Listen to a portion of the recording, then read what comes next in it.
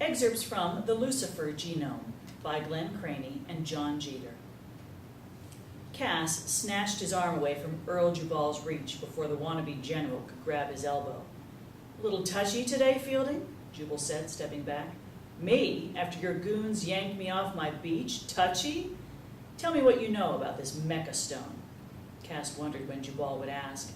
He shrugged. "Now there's a rock in a hard place."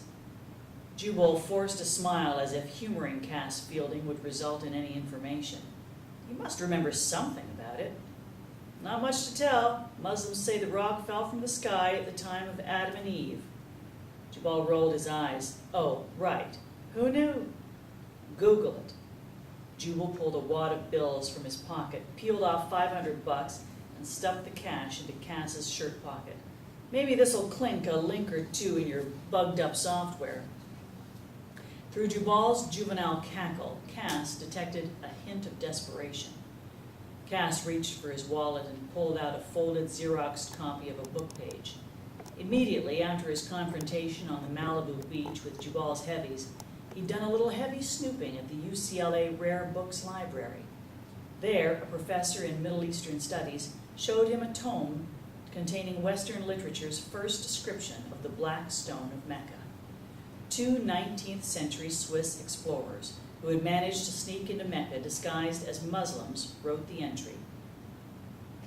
"It is an irregular oval about 7 inches in diameter, with an undulating surface composed of about a dozen smaller stones of different sizes and shapes, well joined together with a small quantity of cement and perfectly well smoothed. It looks as if the whole had been broken into as many pieces by a violent blow and then united again. It is very difficult to determine accurately the quality of this stone, which has been worn to its present surface by the millions of touches and kisses it has received. It appeared to me like lava containing several small extraneous particles of a whitish and of a yellow substance. Its color is now a deep reddish brown approaching to black.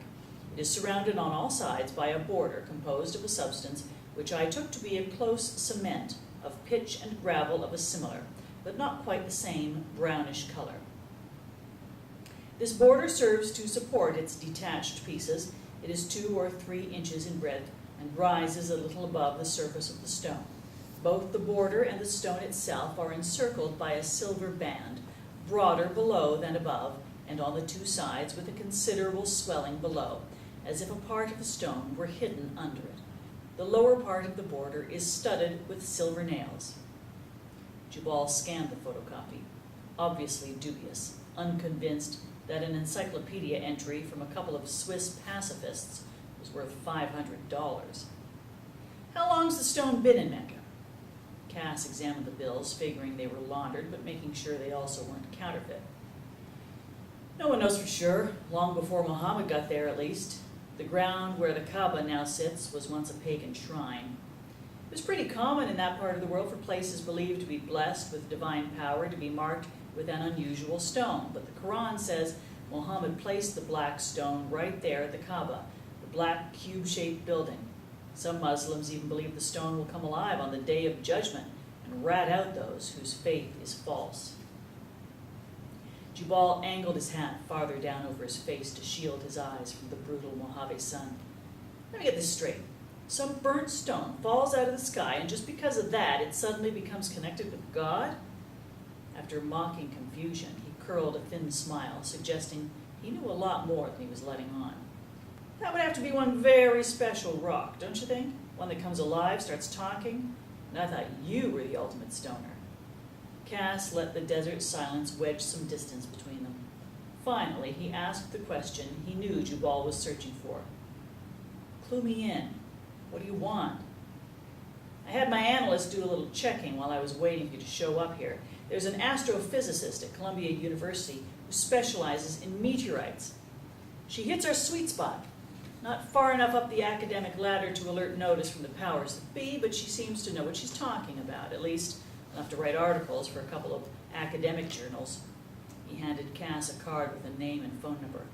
"I suggest you pay her a discreet, and I mean discreet, visit.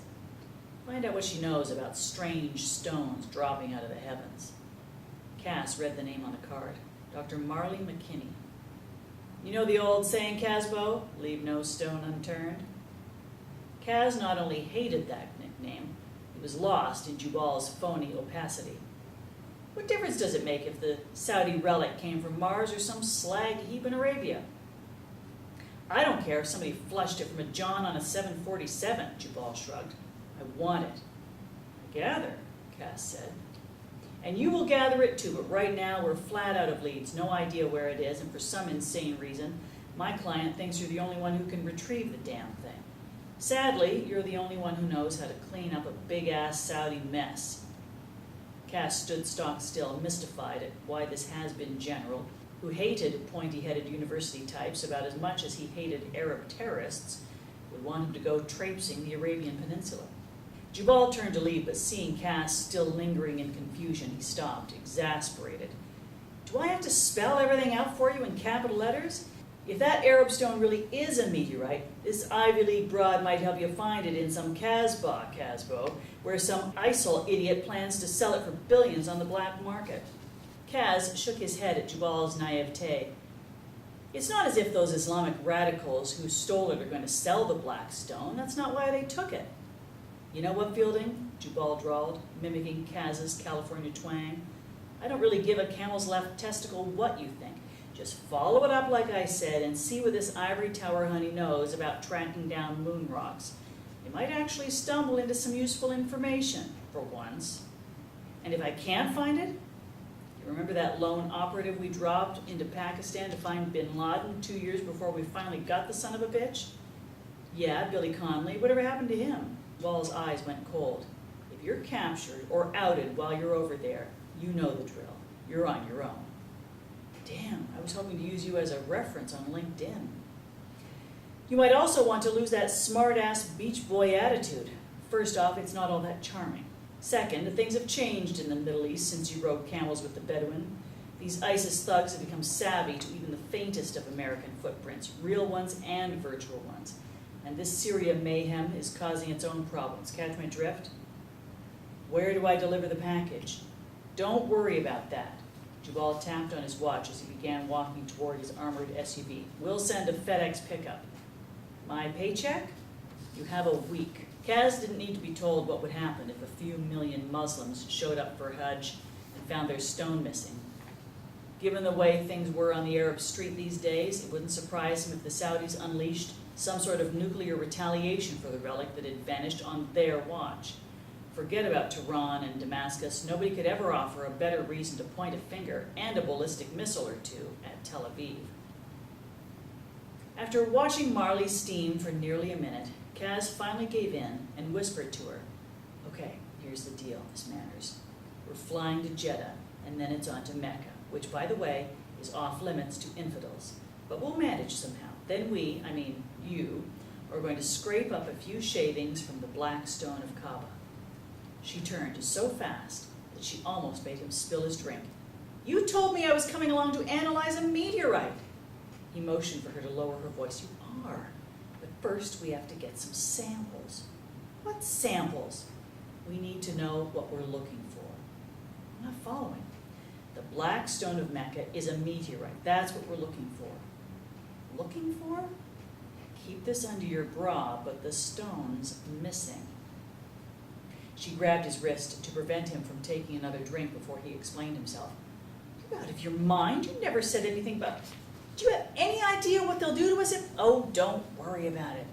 He decided not to mention the part about him taking a big leap of faith, that the thief had left behind some usable residue from the stone's extraction. He was actually surprised she knew that much about Mecca's stringent regulations. Still, he shot her a ridiculous grin and jingled his ice next to her ear. You're such a drama queen. She slammed the back of her head into the seat. And you are certifiable. It's no big deal, really. We're just going to stroll into the Masjid Plaza like we're shopping or something. You'll collect whatever rock droppings you can find, and then we're off to the races. She stopped mid-step. Hang on a second here, boss. You're telling me that Seth Cohenim's been using his cattle breeding business as a cover for his real work? Kaz didn't know if he really wanted to hear an answer to his next question. And what would that be, his real work? Marley could barely believe she was saying it out loud. He's mating the DNA. He's what? Did you say mating? She appeared to struggle with her theory. He's mating the DNA from genetic material he lifted from the world's oldest human remains, mating it with DNA from the, oh, no, you don't. You don't board your own flight to insane land. Marley looked possessed. Cohen somehow managed to extract the ancient DNA from the black stone. That's why he went to all the trouble and expense to have it stolen from Mecca and delivered to him, only to return it a few days later. Kaz fell motionless. The red in his face rose from his neck to his forehead like mercury in a thermometer. With a sudden burst of anger, he spun and kicked a chair across the room. Cohen must have known about that study from the late 60s, Marley went on, when scientists found elements of RNA in the Murchison meteorite in Australia. Cass was still kicking the chair, cursing Jubal, and as Cass could now see, the man's sinister duplicity. Muslims believe the black stone dates from, how far back did you say? She asked. He stopped raging long enough to gaze at her in astonishment. From the time of Adam and Eve, so what? Think, ape-man, the black stone of Mecca must contain the first building blocks of life on Earth. Wait, what? You're saying the stone carried the DNA of Adam? I'm not saying it. The Bible and the Quran are saying it. The two shared a stunned moment of silence. Then Cass asked her, so why would a Texas cattle rancher want DNA that's that Old Testament?